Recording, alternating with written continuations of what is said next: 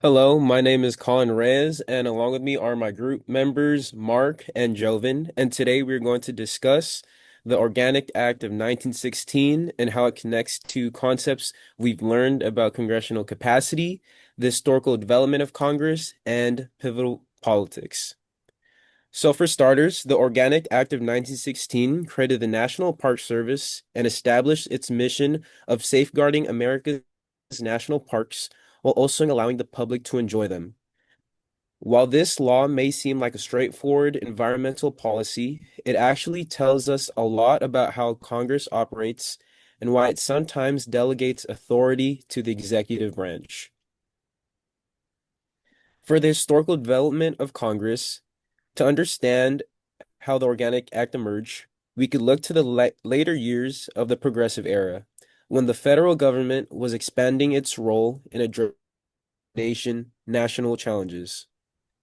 During this period, the federal government expanded its role in response to industrialization, economic growth, and new national challenges. Problems such as conservation were becoming too large for state and local governments to handle on their own. As a result, Congress began creating new agencies and expanding federal responsibilities.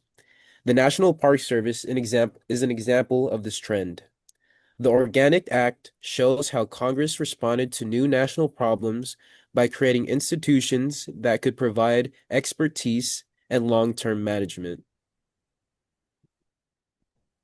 While the Progressive Era helps explain the broader goals behind the Organic Act of 1916, concepts from our course help explain how the law was actually designed and implemented. And so, regarding that, one concept we've learned in class is congressional capacity, which Bolton and Thrower define as Congress's ability to effectively perform its responsibilities. According to Bolton and Thrower, when Congress has low capacity, it often leaves more discretion to the president and the bureaucracy. This idea helps explain why the Organic Act was written the way it was. At the time, Congress had lacked the staff, expertise, and resources needed to create and facilitate conservation rules for every national park in the country. Rather than managing each park directly, Congress delegated broad authority to the Secretary of the Interior and the newly created National Park Service. Thus, in other words, Congress wanted to protect national parks, but it did not have the capacity to micromanage them, so it relied on executive branch officials to carry out the law. In addition to connecting this event with congressional capacity, we can also look at it through the lens of committees or the informational model of committees.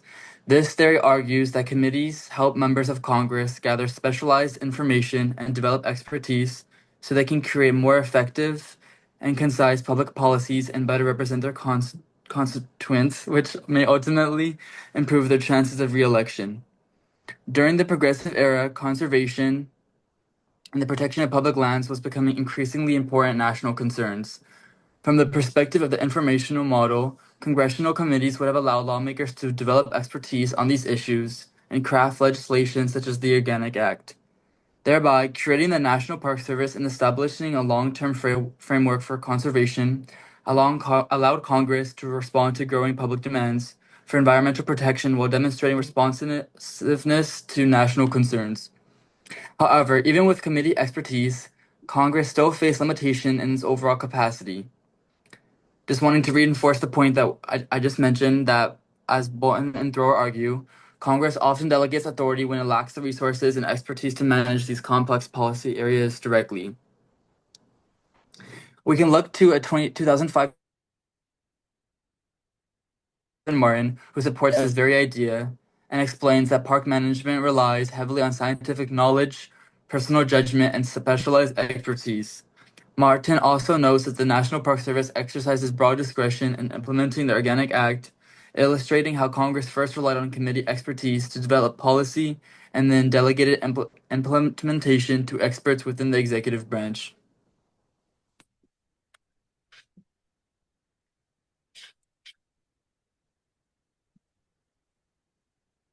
Another concept that helps explain the Organic Act of 1916 is the pivotal politics model. This argues that policy change occurs when a proposal is acceptable to the key political actors needed to move legislation through the system, including the median voter in Congress and the president.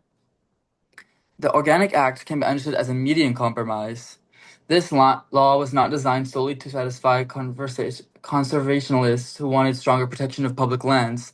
Instead, it balanced competing interests by preserving national parks while still allowing certain economic activities, such as timber harvesting, pest destruction, and livestock grazing.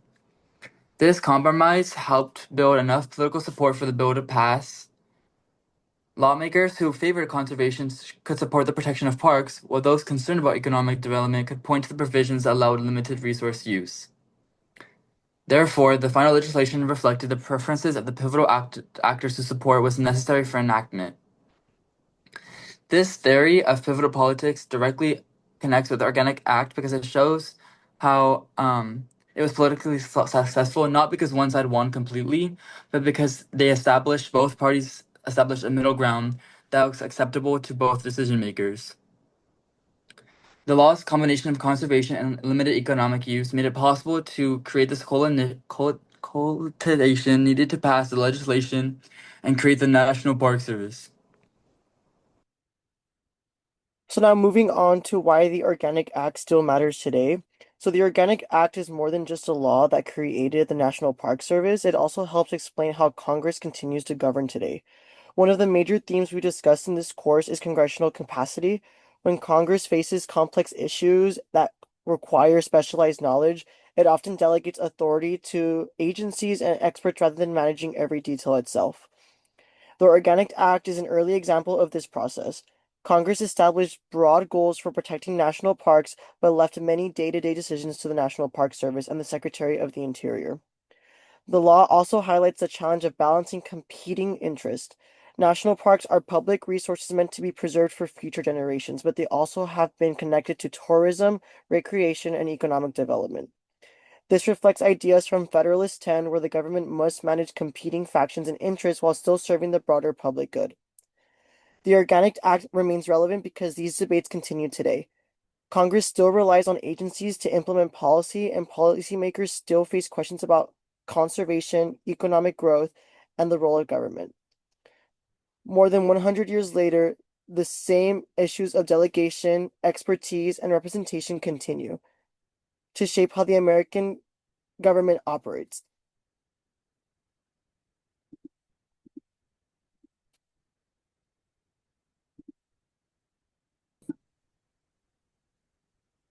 So now for the key takeaways and reflections. So what can we learn from the Organic Act of 1916? While this law is often remembered for creating the National Park Service, it also reveals a lot about how Congress functions. Throughout this presentation, we saw how the Organic Act emerged during the Progressive Era when the federal government was expanding to address new additional national challenges. We also saw how Congress relied on delegation and congressional capacity by creating an agency to carry out responsibilities that it could not easily manage on its own. The Organic Act also demonstrates how policymaking is often about balancing competing interests. Conservationists wanted to protect public lands, while businesses and other economic groups wanted to access to those same resources. Rather than fully satisfying one side, Congress created a compromise that reflected broader political realities. More importantly, the questions raised by the Organic Act are still relevant today. How much power should Congress delegate? How should the government balance expertise with democratic representation? And how should policymakers weigh economic growth against long-term public interest? In many ways, the Organic Act shows that Congress has been dealing with the same challenges for over a century. The names and issues may change, but the fundamental questions about government representation and competing interests remain the same. And honestly, if a law about national parks can teach us this much about Congress, maybe politics really is everywhere, even when you're just trying to enjoy a hike. Thank you guys for your time.